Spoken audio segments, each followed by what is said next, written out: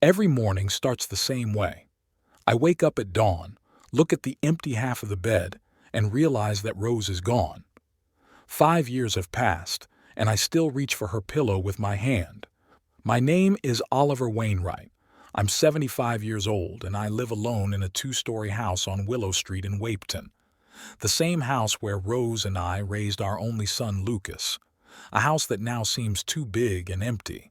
The morning ritual is unchanged. Oatmeal on water, blood pressure pills, a mug of coffee, and a newspaper. Paper, not electronic. At my age, it's hard to get used to these newfangled tablets and smartphones, even though I've been an electronics whiz all my life, 43 years as an electrical engineer at the city's power plant. "Good morning, Mrs. Greenwood," I nod to my neighbor, who's walking her pug. "Beautiful day, isn't it?" "Good morning, Mr. Wainwright," she says without stopping. The neighbors say hello, but they don't talk. Everyone knows that old man Wainwright has a son who hardly ever visits his father. In a small town, everyone knows everything, even things I don't know myself. I go back into the house, wash the cup, wipe it with a towel, and put it exactly where it was yesterday and the day before. Order helps keep from going crazy with loneliness. There are pictures hanging on the wall in the living room. The biggest one is of me and Rose's wedding. Me in a black suit, her in a white dress, both young and happy. Next to that is Lucas's high school graduation. Next is his college, a picture of us together in the workshop where I taught him how to solder circuits. Probably the last picture of him genuinely smiling in my presence. The photo of his wedding to Abigail hangs separately. They are a beautiful couple, what can I say? Lucas inherited my gray eyes and stubborn chin, but his hair is brown like Rose's. Abigail is a slender blonde with impeccable posture and a keen eye.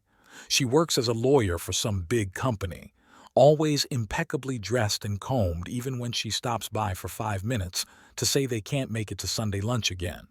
The family dinners Rose used to have every Sunday have turned into rare and strained gatherings where everyone talks about the weather and politics, avoiding looking each other in the eye. The last time they came was 3 months ago, for my birthday. They brought a tie I'll never wear and a bottle of wine I can't drink because of my medication. We sat there for exactly an hour, always looking at the clock. "Dad, we'd love to stay longer, but Lilith has piano lessons," Lucas said, even though I knew for a fact that his granddaughter's lessons were on Tuesdays, not Sundays. Lilith, my only granddaughter, who is now 8 years old, blonde-haired like her mother but with Wainwright eyes. An inquisitive and lively little girl who I see less often than I'd like. I've tried to bond with her. I made her a birdhouse, then a dollhouse with working light bulbs, even mastered the damn smartphone so I could send her funny pictures of kittens. But every time I offer to take Lilith fishing or to the park, Abigail finds a reason to say no. "Oliver, she's allergic to pollen," she says, though I've never seen her sneeze or cough. Or, "We signed her up for an extra math class. You know, there's so much competition in good schools these days."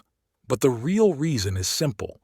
They think I'm a man with outdated views, a dinosaur, a relic of the past, someone who might have the wrong influence on a child. One day I overheard Abigail saying on the phone, "Can you imagine? He told Lilith that girls can be engineers too." It's like it's the 20th century, like I'm not a lawyer myself and don't know what women can do. She didn't understand at all.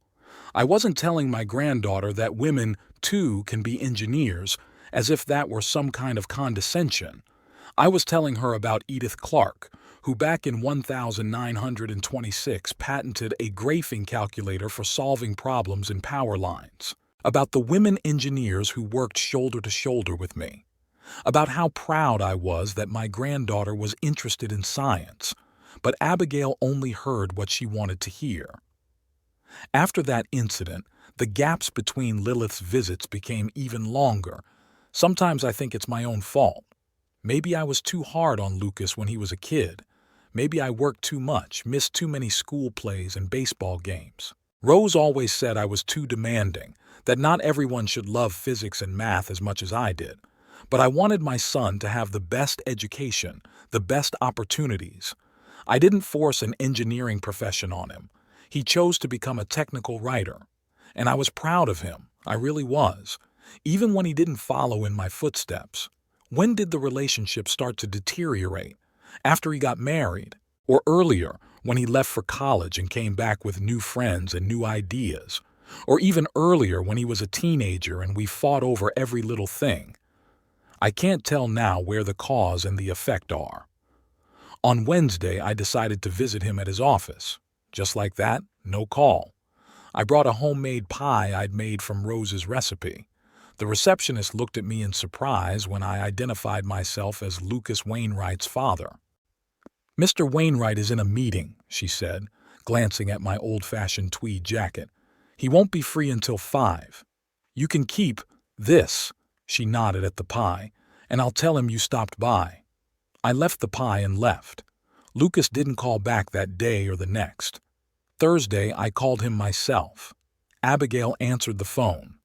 "Oliver," she sounded impatient. "Lucas is really busy right now.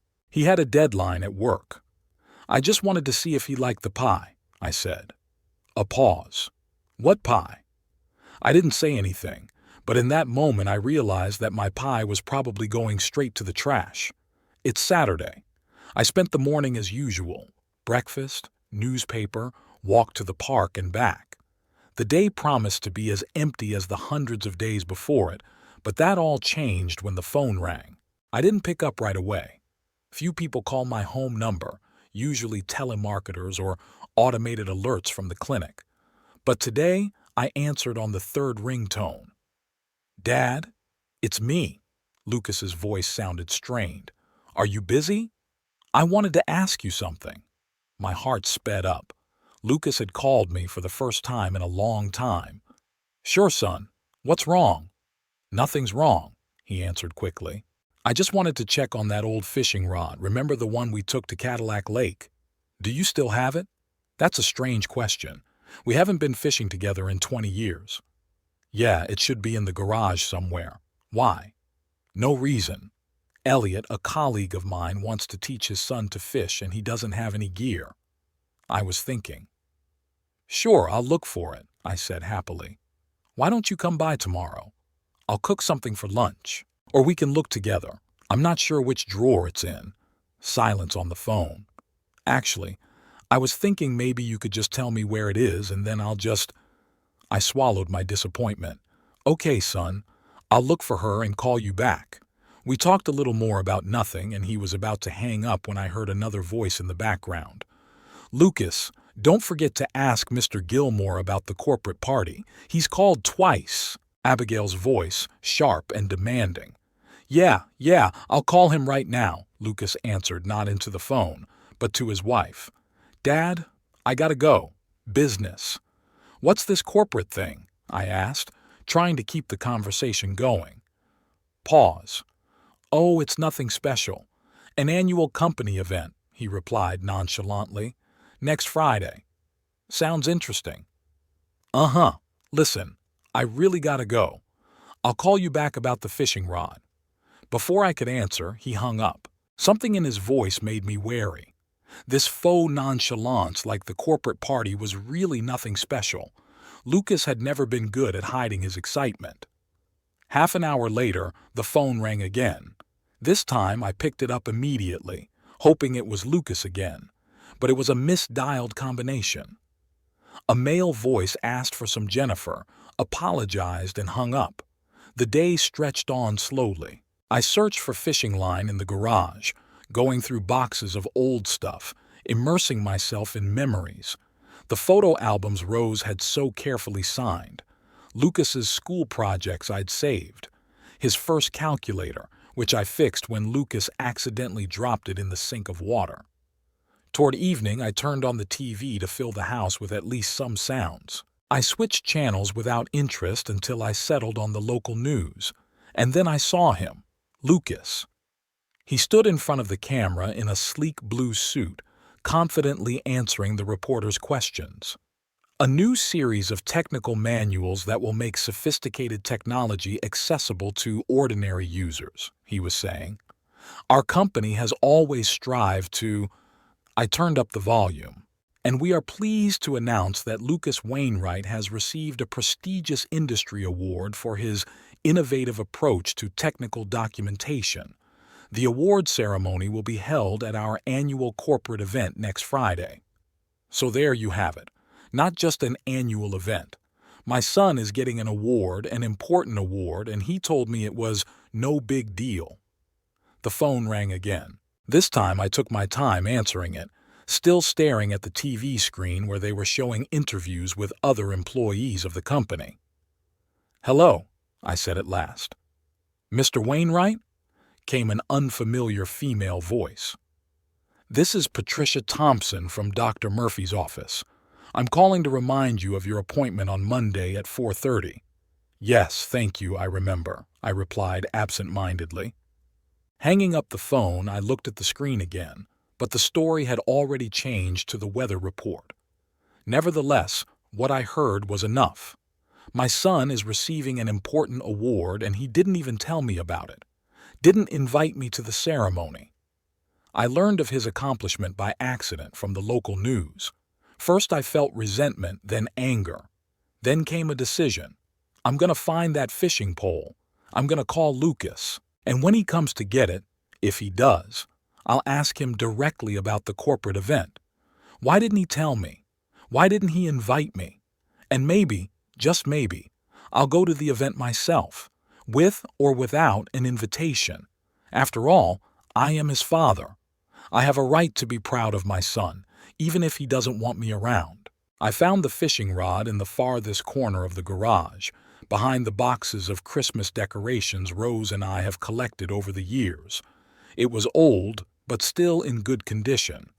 I wiped it down with a rag, remembering our trips to Cadillac Lake with Lucas. He was about 10 years old, so excited about every fish he caught, even the smallest ones. Where did that time go? When did that wall between us grow? All night I was spinning in bed, thinking about the upcoming conversation with my son. What would I tell him? How would I ask him about the corporate party so it wouldn't look like I was spying on him? After all, I just happened to see the news.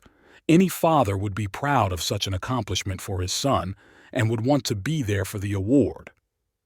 In the morning, I called Lucas on his cell phone. He didn't pick up. I left a message. "Found a fishing rod. Call me when you can. Short, no pressure." Rose always said I put pressure on people, especially Lucas. But I never wanted pressure. I just wanted the best for my only son. Lucas called back close to lunchtime, his voice sounding hurried. "Hey, Dad, got your message. Can I stop by tonight around 18? My heart beat faster. "He's coming tonight. We'll talk." "Sure, son. I'll be home." "Great," he said. "Just for a little while, Abigail and I have plans tonight. Of course it won't be long. When has it ever been otherwise?" "No problem. Your fishing rod's waiting for you." After the call, I started fussing around the house. I dusted, even though I'd done it yesterday, made sandwiches, brewed fresh tea. As if I were preparing for a royal visit, I chuckled to myself. At 15 to 6, I was already sitting at the window, staring out at the road. Lucas had arrived at 18:00 sharp, a punctuality he'd inherited from me. His silver sedan was parked neatly outside the house. I noticed that he sat in the car for a few seconds before he got out, as if gathering his wits. "Hey, Dad," Lucas said when I opened the door. He didn't hug me, just nodded and walked into the house. He was wearing a navy blue suit, probably straight from work. "Come in. I made sandwiches," I said, trying to sound casual. "Thanks, but I'm not hungry." He looked around the living room as if searching for something. "So, where's that fishing rod?" I brought it from the garage, wrapped in an old cloth. "Here you go. It's a little dusty, but overall in good condition. Do you remember when we went to the lake? You caught a bass about the size of a—" "Yeah, I remember," he interrupted me. "Thanks, Dad. That'll be a big help to Elliot." He took the rod and headed for the door, clearly in a hurry to leave. "Wait," I said. "Why don't you have some tea? I wanted to ask you something." Lucas sighed but stopped. Okay, but just make it quick, I'm really in a hurry. We sat down at the kitchen table. I poured the tea into cups, trying to formulate how to start the conversation. I saw you on TV yesterday, I said at last. On the local news. Something about an award? Lucas tensed, his fingers clutching the cup. Oh, that. Yeah, the company won an industry award for a series of technical manuals. But the news said you were the one who won the award for innovation. He wrinkled his nose. It's just a formality.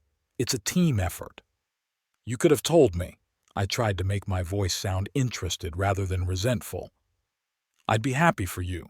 Dad, it's not as important as they make it sound.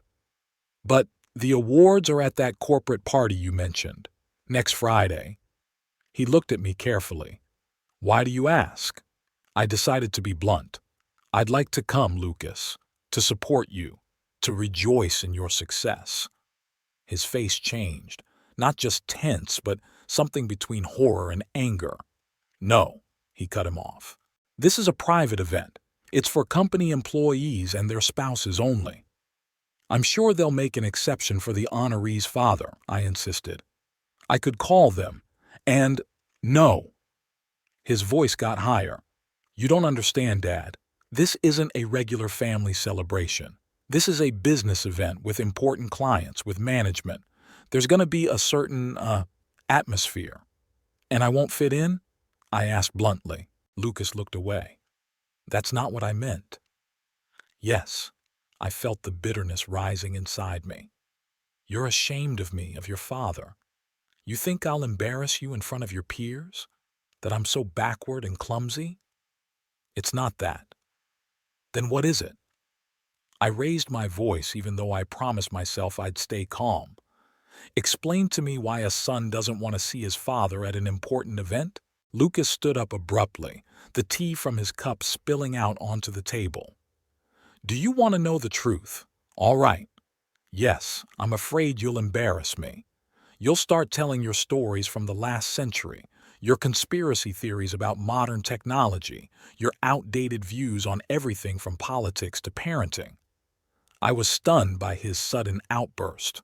Lucas, you're going to embarrass me at corporate, he was practically screaming. You're going to pry into my business. You're going to ask inappropriate questions of my coworkers. You're just going to be yourself, and that's enough. His words hit me like a slap in the face. Myself. That's the problem. Myself. Not what I do, but who I am. I understand, I said quietly, suddenly feeling tired. You don't need me there. Lucas took a deep breath, clearly trying to calm down. Dad, don't get me wrong. This just isn't the kind of event where... It's okay, I interrupted him. Don't explain. I got it. He looked at his watch. I should get going. Abigail's waiting. I walked him to the door. He turned at the last moment. Thanks for the fishing rod. Sorry about the outburst. Let's just leave it at that, okay? The door closed behind him, and I was left alone with spilled tea and a bitter taste in my mouth. Lucas's words had been rolling around in my head all night. You're just going to be yourself, and that's enough. Am I really that awful? So unacceptable to the modern world that my own son is ashamed of me. I pulled out my photo albums this morning and started flipping through the pages, trying to figure out when it all went wrong. Here's Lucas, a 3-year-old on my shoulders, squealing with delight.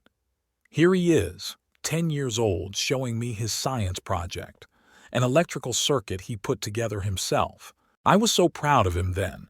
Here's his high school graduation. He's smiling, holding his diploma, and I'm standing next to him with my hand on his shoulder. And here are the first signs of estrangement, a college picture of Lucas standing with his new friends. They all look so fashionable, so progressive, with their unusual hairstyles and confident smiles. And at the side, a little out of focus, Rose and I are standing there, like outsiders, like we're from another era. Maybe it's really about my looks.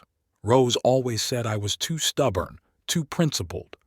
The world is changing, Oliver, and you're stuck in your principles like a fly in amber. What's so terrible about my views? I believe in honest labor, in responsibility, in respect for elders. I believe there are certain rules and regulations that make society stable. Is that so scary? Yes, perhaps I am skeptical of some new-fangled ideas. I don't understand why children nowadays are not taught to write by hand, why everyone is stuck in their phones instead of live communication. I don't understand why young people think they are experts in everything without any experience. But does that make me a monster? A person who shouldn't be shown to the public? I remembered our last serious conversation with Lucas while Rose was still alive. We discussed Lilith's upbringing, and I'd had the temerity to say that I thought modern methods were too lenient, that children needed boundaries and discipline. "You don't understand anything about modern developmental psychology, Dad," Lucas had said then. "Your methods are half a century out of date." "And you read too many of those fancy parenting books," I replied. "In my time, children were raised without any psychologists, and nothing grew up normal people." "In your day," he mocked. "That's why a whole generation is seeing therapists, because of the harsh upbringing methods of your time." That conversation ended with Lucas slamming the door and Rose chiding me for never listening to others, for always being sure I was right. Maybe she was right. Maybe I really am too stubborn, too rigid in my judgments. But is that a reason to be ashamed of your own father? I stood up and looked at myself in the mirror. Gray hair, wrinkles around my eyes, an old-fashioned sweater I'd been wearing for about 10 years. Nothing special, just a regular old man. What was so shameful about me? Sitting down at my computer, I found the website of the company where Lucas works. There was an announcement about an upcoming corporate event, Annual Technical Communications Innovation Awards. The venue is the conference room at the Riverview Hotel in downtown Wahpeton, starting at 19 o'clock next Friday. I wrote down the information on a piece of paper and put it in my desk drawer. Haven't decided what to do with it yet. All day, I hadn't found myself in a place to be. Lucas's words wouldn't leave my mind. I tried to distract myself by going to the store, going to the library, even sitting in the park, watching the kids on the playground. But my thoughts kept returning to our conversation. In the evening, Mrs. Greenwood, my neighbor, called. "Mr. Wainwright, could you check my fuse tomorrow? I think there's something wrong with the wiring in the bathroom." "Of course, Elizabeth," I replied. "I'll come by in the morning." "You're a real treasure," she said. "I don't know what I would have done without your help." That simple conversation lifted my spirits a little. At least someone needed me, someone useful. At dinner, I turned on the TV just to fill the silence. It was showing some modern comedy where all the characters were talking too fast and laughing at jokes I didn't understand. It only reinforced my feeling that I was really from another time. Turning off the TV, I sat down in my favorite chair with a book, but I couldn't concentrate on the text. My thoughts kept coming back to Lucas's words and the upcoming corporate party, and then it hit me. I'll read a few books about modern technology, about the latest trends. I'm going to learn modern slang. I'm going to watch those movies and TV shows that everyone's talking about. I'll prove to Lucas that I'm not the dinosaur he thinks I am. I spent the next few days immersed in learning about the modern world. I ordered books online, watched YouTube videos about the latest technology, even signed up for one of those social networking sites, though I never understood what it was for. By Thursday evening, I felt overloaded with information, but still underprepared. And what difference does it make? Even if I learned all the terms and kept up with all the trends, it wouldn't change the fact that Lucas was ashamed of me. Me, not my knowledge or lack thereof. On Friday morning, with the corporate event exactly 1 week away, I made a decision. I would go to the event. Not to embarrass Lucas, not to get back at him for saying hurtful things, but to prove to myself, first and foremost, that I wasn't some shameful secret that needed to be hidden from society. I took my best suit out of the closet, Took it to the dry cleaners. I bought a new shirt and tie not too fancy, but not as old-fashioned as the ones I had. Went to the barber shop and cut my hair and beard, prepared like a battle. In a way, it was a battle, for my right to be a father to my son without shame or hiding. Sunday night, with 5 days left until the corporate party, I thought it over again. Maybe Lucas was right. Maybe I really wouldn't fit into that atmosphere, would only make things awkward and ruin his big moment. But another voice inside me, the stubborn voice that Rose had criticized so often, said, "You're his father. You have a right to be there. If not for him, then for yourself." On Monday, I went to see Dr. Murphy. Just a routine checkup, nothing serious. He asked how I was feeling. "Physically fine," I replied. "Mentally, more difficult."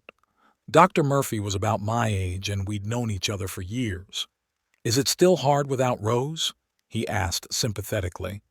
"Not just that," I sighed. "Trouble with my son. He's ashamed of me." I told him about our conversation, about the upcoming corporate party, about my decision to go no matter what.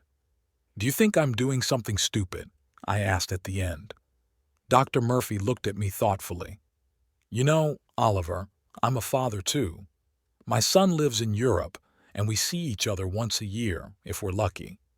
Sometimes I think he lives in a completely different world, with different values, different priorities. But he is my son. I love him and respect his choices, even if I don't always understand them." "Would you go to such an event against his will?" He smiled. "I don't know. Maybe. Sometimes we need to do what we think is right, even if others don't agree." It wasn't a direct answer, but in a way he supported me. Back at home, I took another look at the corporate information sheet. Riverview Hotel, 19 o'clock, next Friday. The decision had been made.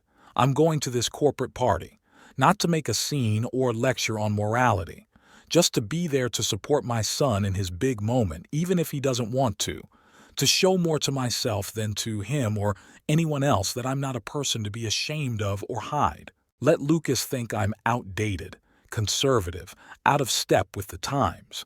Maybe I am, but I'm his father, and I have a right to be proud of him, even if he's not proud of me.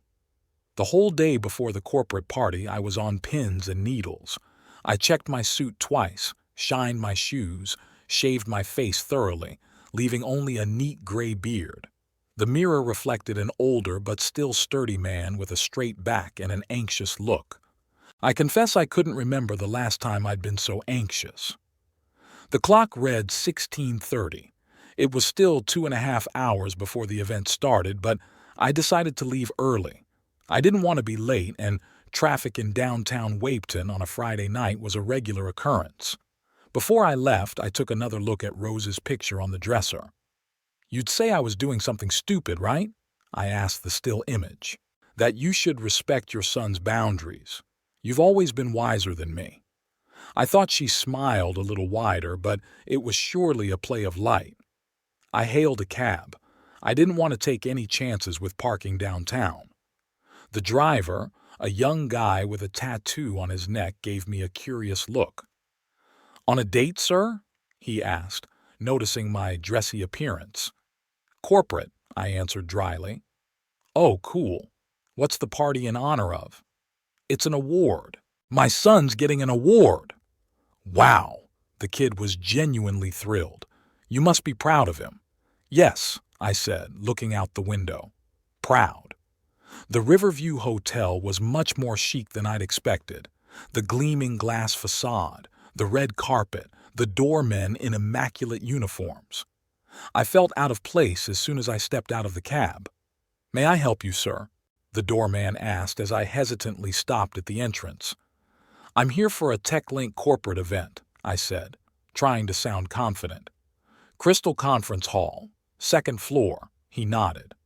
"The elevator is to the right of the reception." The spacious hotel lobby was crowded. Business people with briefcases, tourists with suitcases, waiters with trays. I headed for the elevators, feeling invisible amidst the bustle. As I reached the 2nd floor, I saw a sign with the name Crystal and an arrow. Following the corridor, I came to the double doors where a young woman stood with a clipboard in her hands. "Good evening," she smiled.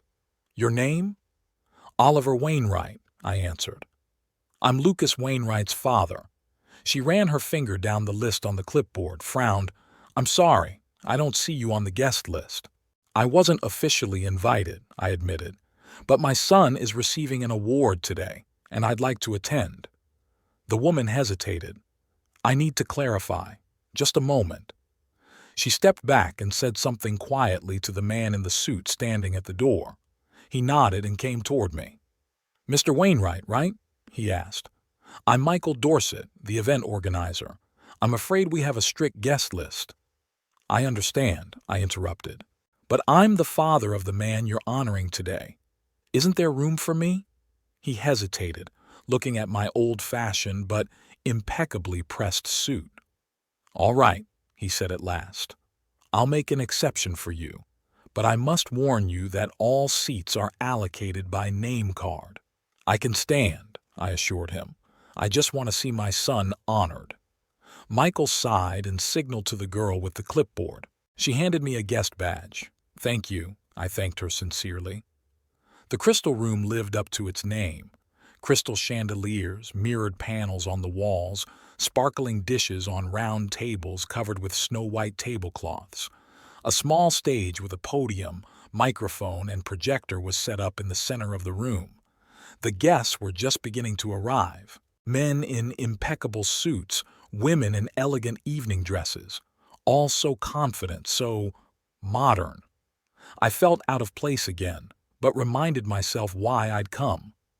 I chose a spot against the wall where I could see the stage well, but where I was less visible. I didn't want to confront Lucas right away. I wanted to watch first, to observe. The room gradually filled up. Waiters were serving champagne and canapés. Classical music played softly. I took a glass from the tray of a passing waiter, but only pretended to drink. I wanted to keep a clear head, and then I saw him. Lucas entered the room, accompanied by a tall man with brown hair. They were talking animatedly, and Lucas was laughing in a way I hadn't seen in years.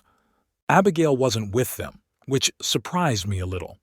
I instinctively retreated deeper into the shadows, not yet ready for the encounter. I wanted to observe my son, to see him in this environment, among colleagues he thought would find me out of place. Lucas looked beautiful, confident, elegant, in a perfectly fitting gray suit. Colleagues came up to him, shaking his hand, congratulating him. He smiled, nodded, thanked them. The man he'd walked in with stayed close the whole time, occasionally putting a hand on Lucas's shoulder in a gesture that seemed a little too intimate for a mere co-worker. A few minutes later, Michael Dorset came up to me with a glass in his hand. "Is everything all right, Mr. Wainwright?" he asked. "Is there anything I can do for you?" "I'm fine, thank you," I replied. "I'm just waiting for the right moment to approach my son." "I understand," he nodded. "Lucas is a very valuable member of our company. His user interface manuals have revolutionized the industry." I felt a surge of pride. "He's always been a talented writer," I said, "back in high school." "There he was," Michael interrupted me, looking over my shoulder. I turned around and saw Lucas walking straight toward us. He hadn't noticed me yet, his eyes focused on Michael. "Michael, did you see—" He started, and then he stopped when he saw me. His face changed as if a door had slammed shut. "Dad? What are you doing here?" Michael looked from Lucas to me and back again. I think I'll leave you two alone," he said, and walked away quickly. We were alone, looking at each other. "I came to support you," I said, "to congratulate you on your award." "I told you not to come." His voice was so full of contained anger that I could almost physically feel it. "I made it clear I didn't want you here." "I'm your father, Lucas. Is my presence at your triumph so terrible?" "That's not the point." He looked away, clearly afraid of being overheard. "Look, this is not the time or place for this conversation. Please leave." I'm not going to make a scene, I assured him. I'll just sit quietly, watch the ceremony, and then leave. You won't even notice me. I already did, he hissed. And so did Hayden. Hayden? I asked him again. The man you walked in with? Lucas tensed even more. Yes, my co-worker. Look, Dad, I don't mean to be rude, but that's when Hayden walked up to us. He was even more attractive up close. Tall, trim, with expressive brown eyes and a pleasant smile. He was about 35 and he held himself with that casual elegance that only comes from nature. Lucas, James is there to discuss your speech in front of... He stopped talking when he saw me. Oh, I apologize. I didn't mean to interrupt. It's okay, Lucas replied tensely. Hayden, this is my dad, Oliver. Dad, this is Hayden Pierce, my co-worker. There was that hesitation before the word co-worker again. I extended my hand. Nice to meet you, Hayden.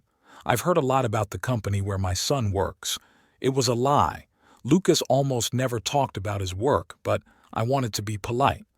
Hayden shook my hand. He had a firm, confident handshake. It's a pleasure to meet you, Mr. Wainwright. Lucas mentions you sometimes. Something in his tone, in the way he looked at Lucas.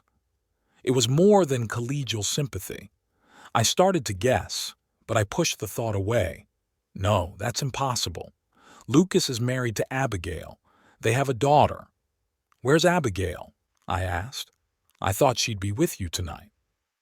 Lucas and Hayden exchanged quick glances. She had an important court case, Lucas answered. She couldn't make it. Something in his voice told me that wasn't the whole truth. And Lilith? I continued. Is she here? Of course not, Lucas answered sharply. It's an adult evening event. She's with the babysitter. There was an awkward pause. Hayden tried to smooth it over. Lucas worked hard on the project that was being honored today. His contribution was invaluable. I'm sure he has, I nodded. Lucas has always been.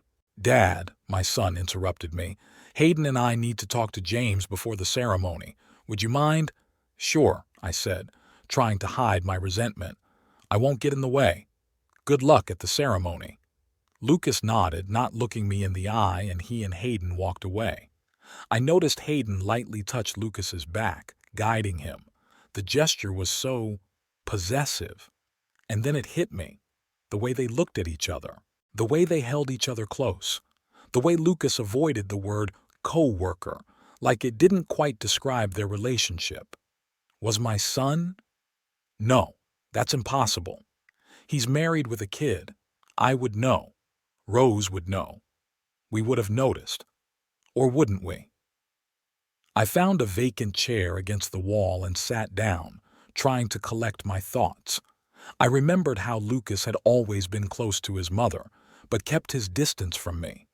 How he tensed up when I talked about real manly activities.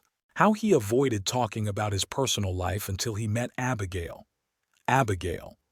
Their marriage always struck me as cold, formal. I put it down to both of them being ambitious, career-focused people. But what if it was something else? The ceremony began. The host, an energetic middle-aged man, welcomed the guests and began to introduce the nominees in various categories. I listened half listening, continuing to watch Lucas and Hayden, who sat at a table in the front row. They barely spoke to each other, but occasionally exchanged glances that said more than words. Time passed. Awards were given. Speeches were made.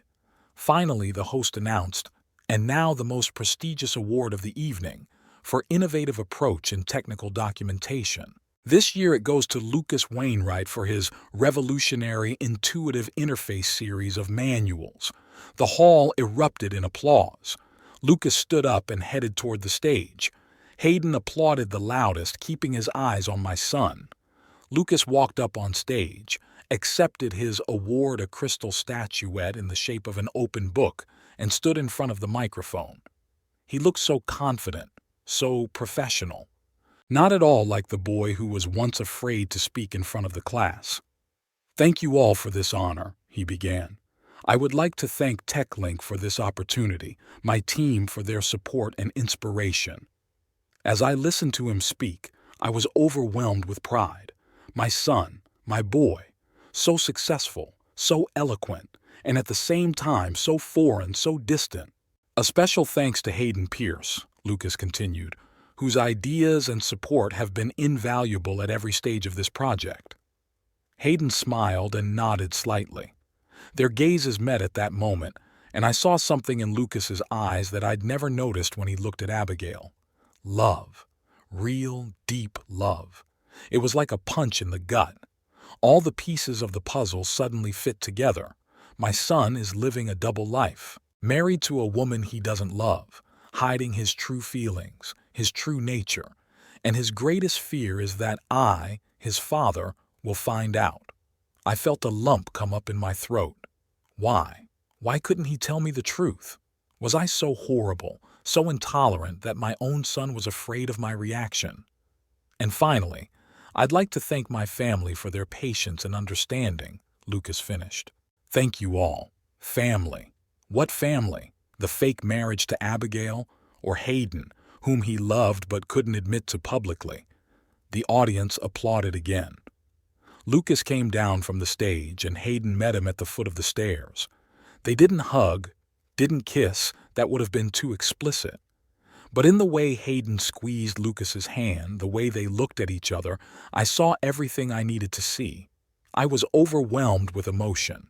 Resentment at my son for not trusting me.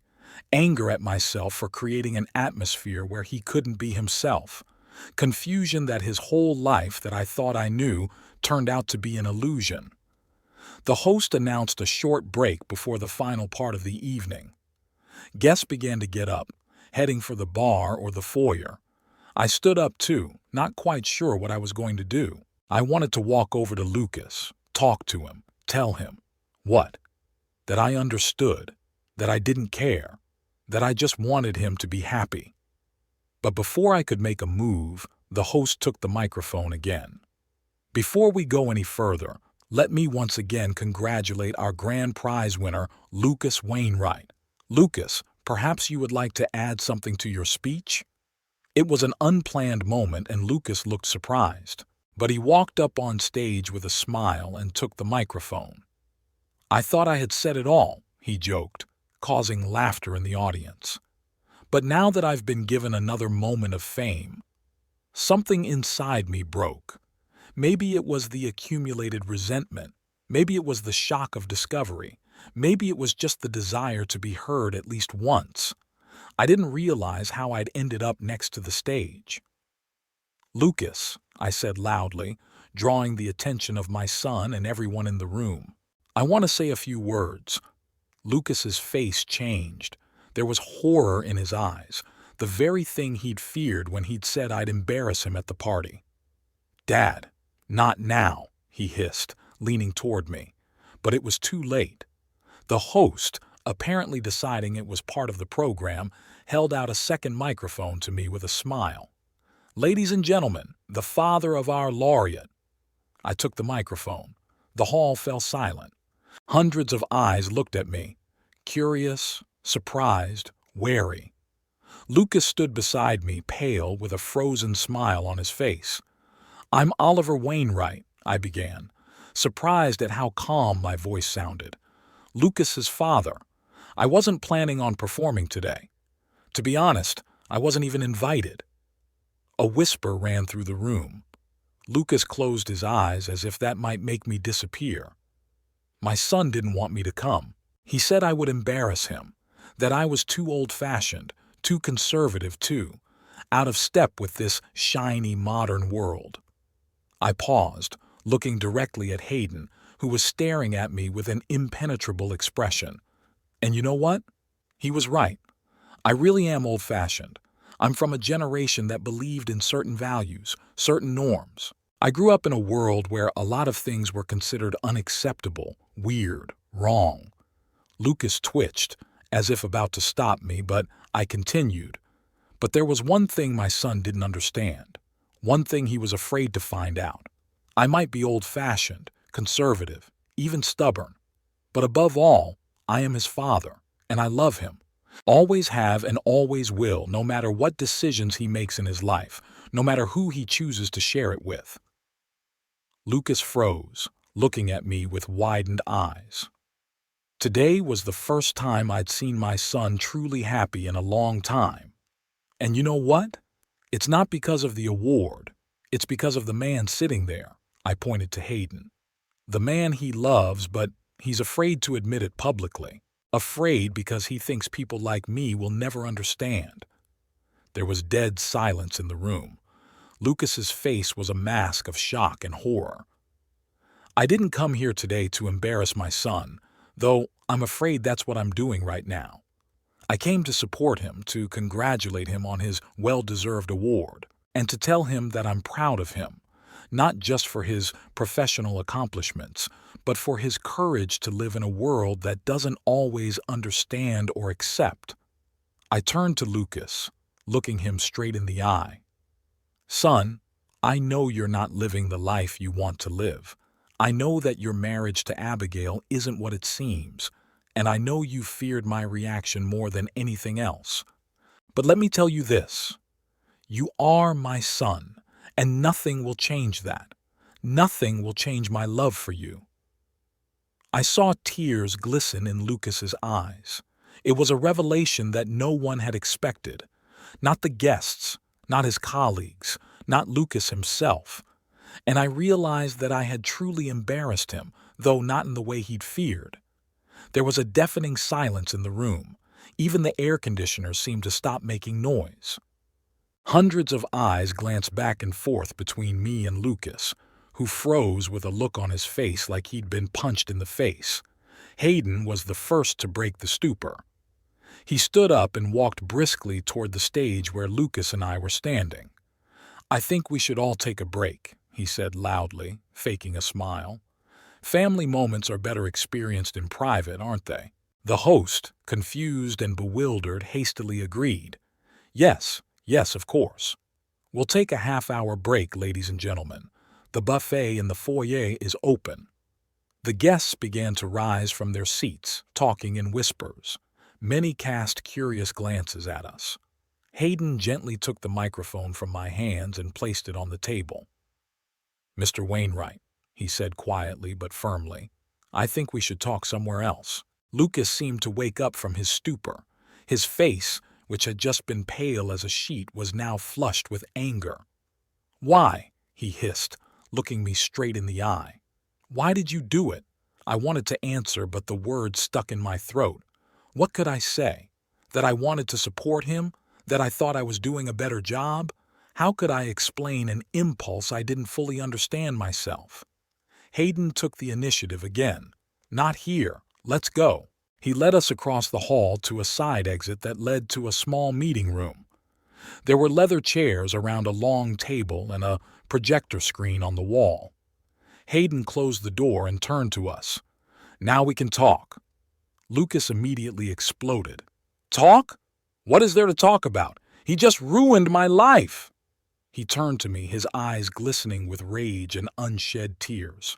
"Do you realize what you've done? Do you?" I swallowed the lump in my throat. "Lucas, I didn't mean to." "You didn't mean to." He laughed bitterly. "You went on stage in front of all my coworkers, in front of the company's management, in front of partners and clients, and you basically came out for me. You revealed something I've kept secret for years, and you're telling me you didn't want to?" I thought, "No, you didn't." He interrupted me. "You never think about the consequences. You always think you know best, that your opinion is more important than any boundaries, any respect for other people's choices." Every word he said was like a slap in the face. The worst part is, he was right. I really didn't think about the consequences. I was overcome with emotion and acted impulsively, selfishly. "Son," I began again, "I realize what I did was wrong, but believe me, I didn't mean to hurt you. I just what?" Lucas crossed his arms over his chest. "Just decided that your need to speak out was more important than my life, my career, My safety? Hayden walked over to Lucas and put a hand on his shoulder. Let's try to talk calmly. Your father just didn't seem to understand the whole situation. Lucas turned to him. Hayden, you don't understand. Everyone knows now. Everyone. James, Michael, the clients from Indianapolis. He ran his fingers through his hair. God, what's going to happen to Abigail now? Lilith? I listened to him and realized how complex the web my son lived in was. How fragile was the balance I'd just shattered. Lucas, I said quietly, I didn't know. I really didn't know how serious it was. Of course you didn't, he grinned bitterly. Because you never asked. You never took any real interest in my life. You just jumped to conclusions based on your assumptions. Those words hurt me because there was some truth to them. I really hadn't always been as interested in my son's life as I should have been. I want to understand now, I said. Tell me. Help me understand. Lucas shook his head. It's too late. It's too late. Hayden intervened again. Maybe we should explain the situation to your father. He already knows the main thing, and maybe a full understanding will help him realize the consequences of his actions. Lucas looked at Hayden for a long moment, then sighed heavily and sank into one of the chairs. Okay, he said. You want to know the truth, Dad? Here it is. Yes, I'm gay. Always have been. I realized it in high school, but I kept quiet because, well, you know how you were about these things. I opened my mouth to object, but I didn't. He was right. I did have conservative views on the subject, especially in those years. Then there was college, Lucas continued. There I could be myself, at least among close friends. But when I came back to Wapeton, I realized that was impossible here. Not in this town, not in this environment. He glanced at Hayden and he nodded, encouraging him to continue. I met Abigail at a book club. We became friends. She wasn't exactly up to Wopeton standards either. She's asexual, you know what that means? I nodded, though, to be honest, I didn't fully understand. She's not sexually attracted to men or women, Lucas explained, and it was hard for her to find a partner who would accept that, and she'd always wanted a child, but she didn't want a traditional relationship.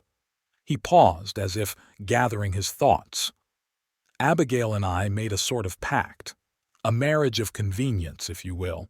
I was getting a cover, a respectable family life that protected me from suspicion and questions. She was getting married status, which in our conservative town still matters, especially in the legal circles where she works.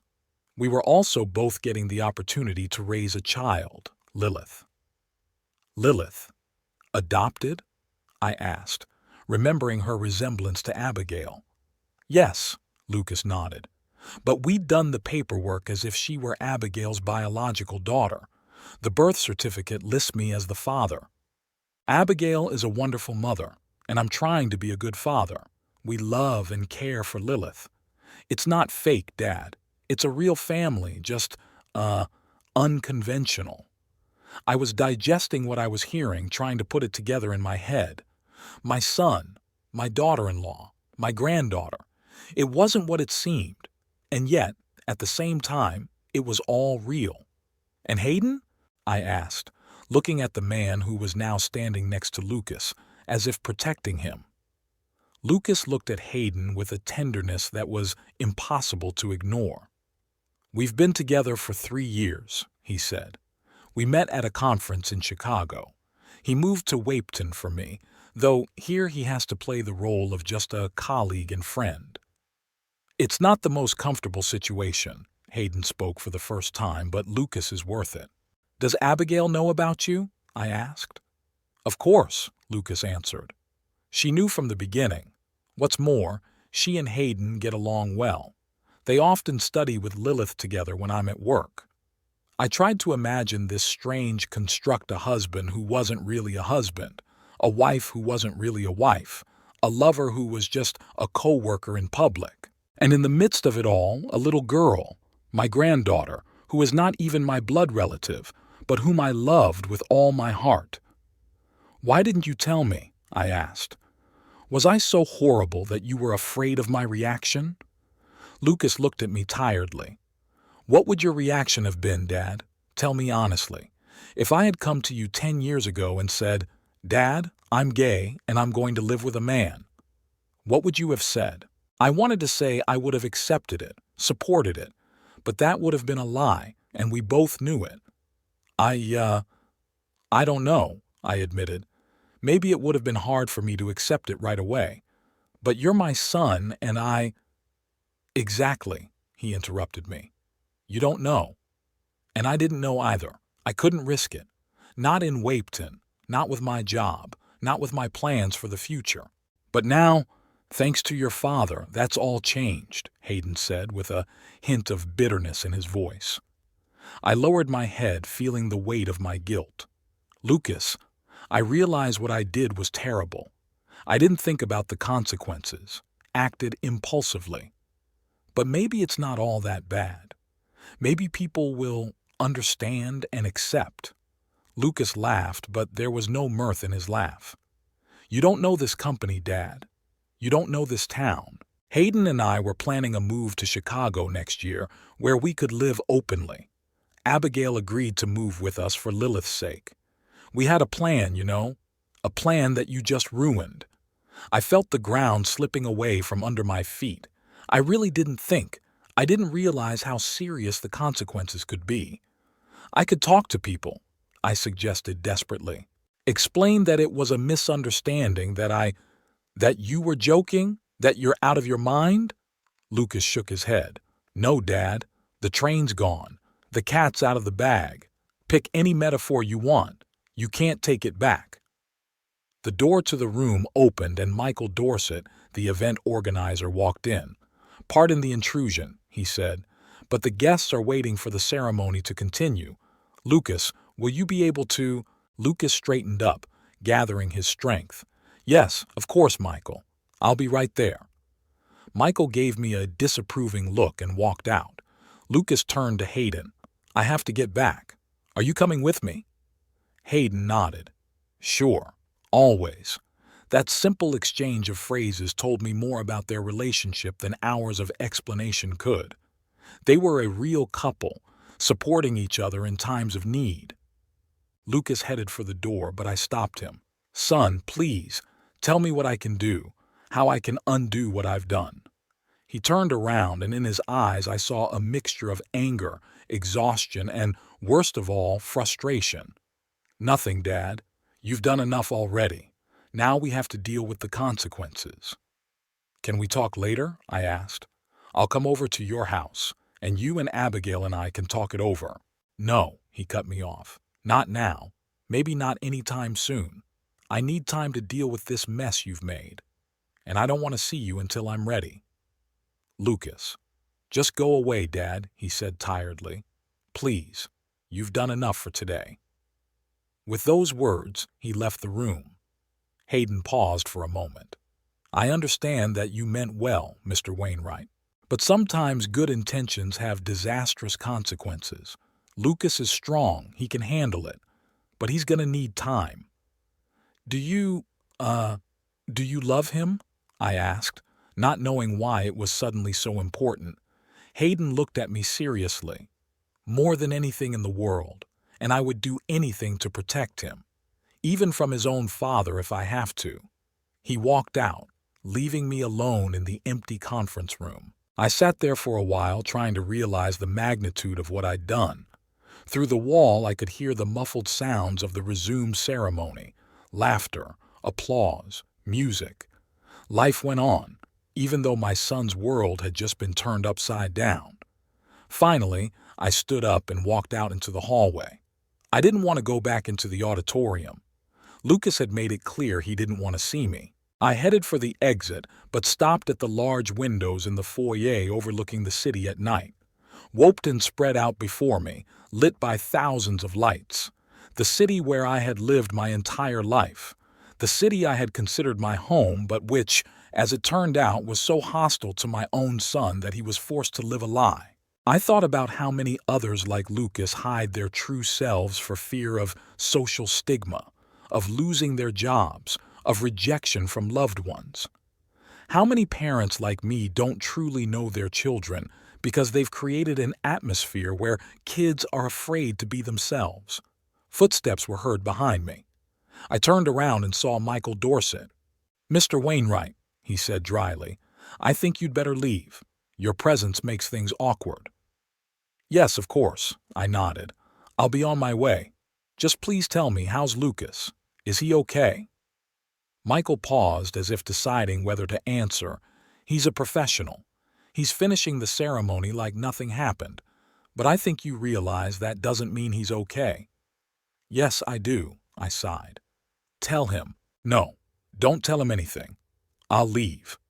I headed for the elevator, feeling Michael's eyes on me. In the lobby of the hotel, I went to the receptionist's desk and asked for a cab. "Of course, sir," the girl smiled. "The cab will be here in 10 minutes. You can wait in the lobby bar." I thanked her and headed for the bar, but stopped when I saw a group of people who were obviously guests of the corporate event. They were still wearing their badges. I didn't want to risk running into someone who would recognize me. Instead, I went outside and waited for a cab under the hotel's visor. The night was chilly, but I didn't feel cold. A fire of shame and remorse burned inside me. I imagined Lucas standing in front of all those people now, trying to maintain his dignity after his father had publicly revealed his biggest secret, like Hayden sitting in the audience, in the crosshairs of prying eyes. How somewhere across town, Abigail is probably already receiving texts or calls from those who were at the corporate party. And Lilith, my innocent granddaughter, who was innocent of anything, but whose life could also change because of my rash act. The cab pulled up, and I gave the driver my address. I stared out the window the whole way, but I couldn't see the city. Lucas's face, contorted with pain and anger, was in front of me. At home, the first thing I did was check my phone, hoping Lucas would call or at least text me. But the screen was blank. I hadn't expected otherwise, but I still felt a pang of disappointment. I sat back in my chair without turning on the light and sat like that for hours, reliving the events of the evening over and over again, analyzing where I'd taken a wrong turn, at what point I'd let my emotions override my common sense. Then I remembered Lucas's words, "The plan you just ruined." They had a plan, a carefully thought out and calibrated plan. They were going to move to Chicago, start a new life where they could be themselves, and I ruined it. It was well past midnight when I pulled out my phone and texted Lucas. "I know you don't want to talk to me right now, and I understand. I just want to say that I am immensely sorry for what I did. I acted impulsively and selfishly without thinking about the consequences. If there is anything I can do to help, please let me know. I love you, son." I didn't expect a response and didn't get one. Putting the phone down, I finally went to the bedroom and lay down without undressing. Sleep didn't come. I lay staring at the ceiling and thought about how I had ruined my son's life with one rash act. In the morning, I was awakened by a phone call. I grabbed the phone, hoping it was Lucas, but the screen showed Abigail's name. I froze for a moment, not knowing what to expect, then answered, "Hello?" "Oliver." Her voice sounded cold but calm. "We need to talk." "Yes, of course." I sat up on the bed. "Abigail, I'm so sorry about what," I said. "Not on the phone," she interrupted me. "Come over to our house at 12. Lucas will be at work so we can talk without him." "Okay," I agreed.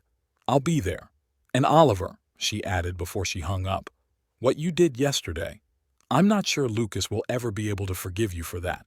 The line went dead, leaving me alone with the bitter realization of the truth of her words. It's been a week since corporate, the longest week of my life. Talking to Abigail that day was hard but sobering. She didn't yell, didn't accuse, just explained the consequences of my behavior with a cold clarity that was worse than any anger. The company had decided to transfer Lucas to the Chicago branch earlier than planned. officially as a promotion, but actually to avoid embarrassment. Hayden was transferring too. Abigail tendered her resignation from her law firm and began looking for a job in Chicago. "We were going to do it in a year," she said, sitting across from me at the kitchen table. "Lilith had to finish the school year. I wanted to finalize current cases. Now, everything is happening in a hurry and everyone around me is asking questions." I tried to apologize, offered to help, but she just shook her head. "You shouldn't be around when we're going through all this. Lucas is too angry, too hurt. He needs time and space." "How much time?" I asked. She looked at me pityingly. "I don't know, Oliver. Maybe a lot." I asked about Lilith, and her look softened a little. "She's asking about you. We told her that the adults had a little fight, but it wasn't her fault. She doesn't understand what's going on, and that's for the best." In parting, Abigail said, "You're not a bad person, Oliver. Just a man from another time who has failed to adapt to change. But your actions have consequences, and they're consequences we all have to live with." Now, sitting in my empty house on a Saturday morning, I was going over that conversation in my mind. There hadn't been a word or a text from Lucas in a week. I knew from a neighbor whose daughter worked at the same company that there had been rumors in the office about Lucas's promotion and transfer, but no one had mentioned the scandal at the award ceremony. Apparently, the people there appeared to be quite tactful. I grabbed a photo album off the shelf, an old one with a worn leather cover. Rose always made sure that all the family photos were neatly signed and arranged in chronological order. The first pages are our wedding, then Lucas's birth, his first steps, the first day of school. Here's Lucas, about 10 years old, with the model airplane we put together. His smile is so genuine, so open. When did that smile disappear? When did that wall grow between us? I remembered how he would come home from school, sometimes depressed, and Rose would ask what was wrong. "Nothing, Mom," he'd always answer, but I could see that something was wrong. I wrote it off to normal teenage problems, to shyness. It never occurred to me that he might be struggling with something deeper, more fundamental. And then college. The distance between us grew physically and emotionally. He would come over for the holidays, but always seemed somehow detached, as if his thoughts were somewhere far away. I thought it was a natural process of growing up, of separating from my parents. I didn't realize that he just couldn't be himself around me. When he introduced Abigail to us, I was overjoyed. I thought my son had finally settled down, found a nice girl. Their relationship seemed a little strange to me. It lacked the warmth, the tension that usually comes between lovers. But I decided that they were just reserved people, not inclined to public displays of affection. Their wedding was modest, no big deal. I remember toasting to the happiness of the newlyweds and the strained smile on Lucas's face. At the time, I thought he was just nervous, like all groomsmen. Now I realized that behind his smile was the pain of a man forced to play a role to conform to the expectations of society and his father. And then there was Lilith. When Lucas and Abigail announced they were adopting a child, I was surprised they'd only been married for a year and both had careers, but they insisted they were ready. I now know that Lilith was part of their plan from the beginning. Not a cover, not a deception, but a genuine desire to start a family, albeit an unconventional one. Closing the album, I walked to the window. The day was clear, sunny. Cars drove down the street. People went about their business. A normal Saturday in Wapeton. And here I stood, in a house that suddenly felt even emptier because now I knew I had lost not only my wife, but my son as well. The ringing of the doorbell snapped me out of my musings. I wasn't expecting visitors, and who would come to my house on a Saturday morning? A neighbor who needed help with her electrical wiring? Or maybe the mailman with a package? Opening the door, I froze with surprise. Standing on the doorstep was Lilith, my 8-year-old granddaughter, wearing a pink jacket and carrying a backpack behind her back. "Hi, Grandpa," she said, as if nothing had happened. "Can I come over?" I looked around, looking for Abigail or Lucas, but the street was empty. Lilith? What are you doing here? Are you alone? She nodded. I came on the bus. My mom thinks I'm at Sophia's art class. I was shocked. An 8-year-old girl made it across town by herself, fooling her parents. Lilith, do your parents know where you are? She shook her head. No, they won't let me see you. They say you did something bad and now we have to move to Chicago. But I don't want to move without saying goodbye to you. My heart ached. I led her into the house and immediately reached for the phone. I have to call your mom. She's probably worried. No! Lilith grabbed my hand. Please don't call. My mom will take me away and never let me come back. Class ends at 12:30. We have time to talk. I hesitated. On the one hand, I couldn't not tell Abigail where her daughter was. On the other hand, Lilith was right. If I called now, it would be the last time we'd see each other. Okay, I said finally. We'll talk, and then I'll take you home and explain everything to your mom. Lilith glowed. Thank you, Grandpa. I have cookies. She pulled a bag of cookies out of her backpack. I baked them myself with my mom. We sat down in the kitchen. I poured juice for her and coffee for myself.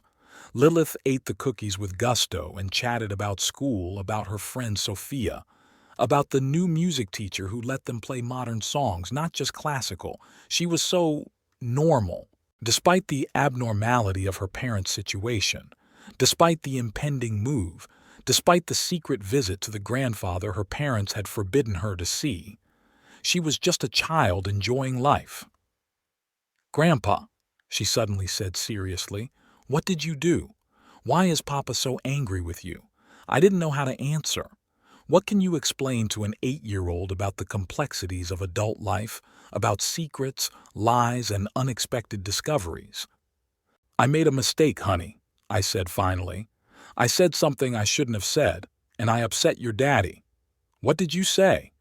It's hard to explain. It's about adult things. Lilith frowned. They always say adult things when something is interesting. I smiled involuntarily. You know, you're right. We adults often use that as an excuse. But some things are really hard to understand until you grow up. I think I understand more than you think, she said with that childlike wisdom that sometimes amazes adults. I know that Daddy loves Uncle Hayden differently than he loves other uncles. He especially does. I froze with a cup of coffee in my hand. You know? She nodded. Of course. They always smile at each other and sometimes hold hands when they think I can't see. Also, Uncle Hayden lives in the apartment next to our house, but he actually sleeps in the guest room a lot. Only, it's not really a guest room because that's where his clothes and books are. I was amazed. The kid was seeing things that I, the grown man, Lucas's father, hadn't noticed in years. And that doesn't surprise you. Surprised? I asked cautiously. Lilith shrugged. No. Sophia has 2 moms and no one is surprised. Why can't I have a dad and an uncle who love each other? Such simple logic, such an unbiased perception of the world. I felt myself blushing with shame. The child understood and accepted the situation better than I did. Did you know you're moving to Chicago soon? I asked, changing the subject. She nodded, suddenly sad. Yes. Mom said we'll have a new house there, a new school, new friends. But I don't want new friends. I want old ones. And I don't want to leave you, Grandpa. My heart ached. I don't want you to leave either, sweetheart. But sometimes we have to do things we don't want to do because it's best for everyone. But why would it be better? I won't be better off without you. I didn't know what to say. How do you explain to a child the complex social norms, the prejudices, the fears that govern the lives of adults? You know, I said, Chicago is a beautiful city. There are a lot of interesting museums, parks. There's Lake Michigan, so big that it looks like the sea. You'll like it there. Will you come to visit? I sighed. I don't know, honey. It's not just up to me. Your parents would have to allow it. Lilith thought for a moment, then said firmly, I'll ask them. I'll tell them I won't go to Chicago if they won't let you come." I smiled at her childish naivete. "It doesn't quite work that way, Lilith, but I appreciate your willingness to help." We talked for another hour or so. Lilith showed me her drawings, told me about the books she was reading, asked me about my work as an electrician. I almost forgot about the time until I looked at my watch. It was almost 12. "We should go," I said. "I have to take you home." Lilith was upset. "But Mom will be mad if she finds out I was at your place." "We can't lie to your mom," I said firmly. "It's not right. I'll explain to her that you came by yourself and I'll take the blame." She reluctantly agreed. I hailed a cab. My old car was being repaired and we drove to Lucas and Abigail's house. On the way, Lilith held my hand and chatted about how we'd communicate when she moved to Chicago. "I'll learn how to use a computer and we'll talk on video calls. And I'll write you real letters, not emails, but on paper. And you'll write to me too, okay?"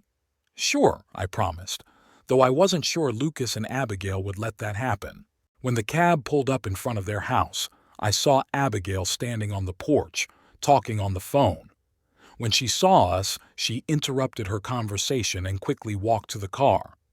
"Lilith!" she exclaimed as she opened the cab door. "Where have you been?" I called Sophia, and her mom said there was no class today. Lilith lowered her head guiltily. "I'm sorry, Mom. I wanted to see my grandfather before I left." Abigail looked at me, and I could see the cold fury in her eyes. "Oliver, you should have called me immediately." "I was going to take her home and explain," I said. "She came to me on her own. I didn't invite her." "It wasn't Grandpa's fault," Lilith intervened. "It was all my idea. Please don't be mad at him." Abigail sighed. "Lilith, go inside. I need to talk to Grandfather alone." Lilith gave me a hug. "Bye, Grandpa. Don't forget the letters." "I won't," I promised, hugging her back. When Lilith had gone inside, Abigail turned to me. "Oliver, I understand that you want to communicate with your granddaughter, but after everything that's happened, you need to respect our boundaries." "I do," I said, "but she came on her own and I couldn't just send her back alone. She got to me on the bus, Abigail." An 8-year-old girl crossed the city alone. Abigail turned pale. "What? On a bus? Oh my God." She covered her eyes for a moment. "Okay, thank you for bringing her. But in the future, if it happens again, call me right away." "Will there be a future?" I asked her bluntly. "Will you let me see her after you move in?" Abigail hesitated. "I don't know, Oliver. It's not up to me alone. Lucas right now, he's very angry, disappointed, betrayed." "I understand," I nodded. "But it's not Lilith's fault. Don't deprive her of her grandfather because of my mistake." "We'll talk about this later," she said evasively. "Right now, we all needed time." I knew I couldn't get more out of her. "When are you moving?" I asked. "In 2 weeks," she answered. "Lucas has already found a house, and I'm flying to Chicago next week to make the arrangements." "I can help with the move," I offered. "Packing, moving furniture." "No," Abigail said firmly. "Thank you, but no. We'll do it ourselves." I nodded, realizing it was useless to insist. "Please tell Lucas that I love him, and that I'm ready to talk when he's ready." "I will," she said, but I could tell from her tone that Lucas wasn't likely to be ready anytime soon, if ever. I got back into the cab and gave the driver my address. Looking at the distant house where my son and his family lived, I had mixed feelings. Sadness at the realization that they would soon be hundreds of miles away, fear that Lucas would never forgive me, and the strange, unexpected relief of no longer having to live a lie, of pretending not to notice the obvious. At home, I sat down at the table and wrote a letter to Lucas. I wasn't going to send it now. It was too early, the wounds too fresh. But I wanted my thoughts and feelings to be recorded so that one day, maybe he would read it and understand. "Dear Lucas," I wrote. "First, I want to apologize again for the other night. I acted selfishly and rashly, not realizing the full consequences of my actions. I destroyed what you had so long and carefully built, and I understand why you are so angry with me. But I want you to know that I'm not mad at you for hiding the truth from me. I understand why you did it. My conservative views, my harsh judgments. I created an atmosphere where you couldn't be yourself. It's my fault, not yours. Today, Lilith came to me. She is so intelligent, so perceptive. She sees and understands more than we adults realize. And she accepts everything with the purity and open-mindedness that only children have. I'm not asking you to forgive me now. Maybe never. I only ask that you be happy, truly happy, without pretense, without fear. And I also ask that you let me stay in Lilith's life, if only from a distance. She doesn't deserve to lose her grandfather because of his stupidity.